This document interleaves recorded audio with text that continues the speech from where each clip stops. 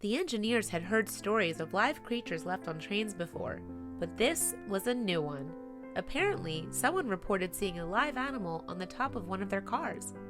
At first, the train staff didn't spot anything, but when they did, their blood began to boil.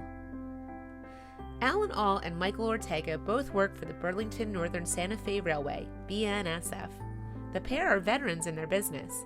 Au has 12 years of experience, and Ortega more than 20. So, you'd be forgiven to think they'd seen and heard it all before. However, if their recent experience is anything to go by, the railway lines still have some surprises left.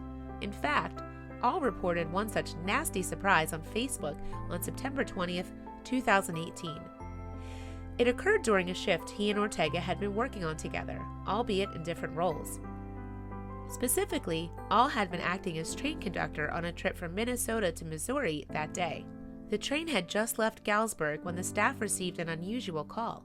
According to their dispatcher, a member of the public had reported something strange. Apparently, this person had told the company that they'd seen a live animal on a train car roof.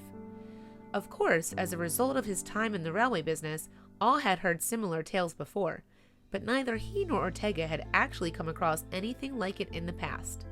The trailer in question was parked in Prairie du Chien, Wisconsin, so the engineers investigated as they passed.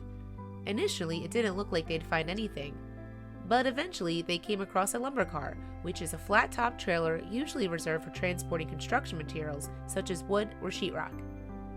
We went real slow, almost to the end of the train, and parked at the end of the lumber car, Au explained to website The Dodo. I thought, that must be it. But as we drove by, we didn't see anything, the conductor continued. As a result, the team decided to get a better look, so Au jumped onto the lumber car. It didn't take them too long for him to find what he was searching for. After a brief glance around, Au found something that both broke his heart and enraged him. The report was indeed correct.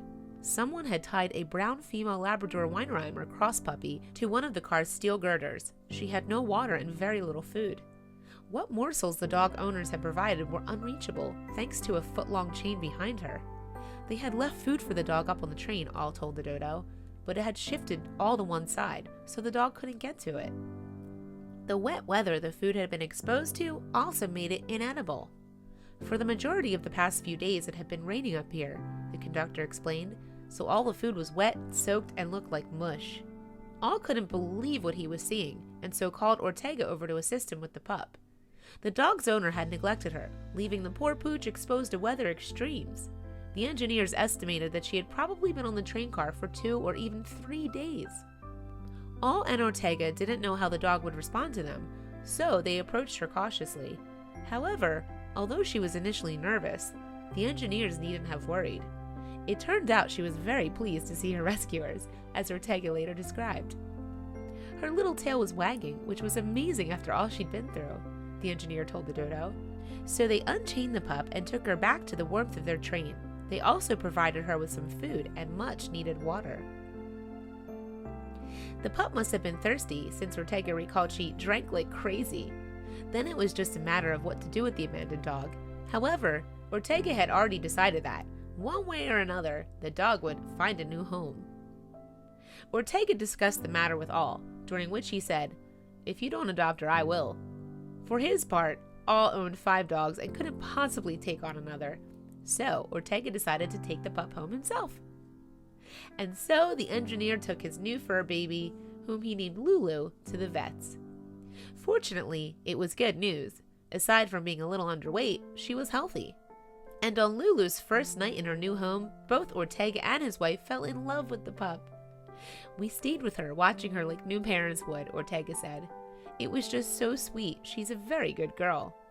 And not only did Lulu get a pair of loving humans, she also found herself with several new doggy brothers and sisters. "They all play and bring toys to one another," Ortega described. "And it's awesome to watch because it's how it should be. She fits right in. It's like she came into our home and she's been there the entire time." "She belongs here with us," Ortega continued, "and we're very blessed to have her. It's unlikely we'll ever find out who Lulu previously belonged to or why she was tied to that flatbed train car. But the important thing is, she now has a loving home and she'll never be left in the cold again.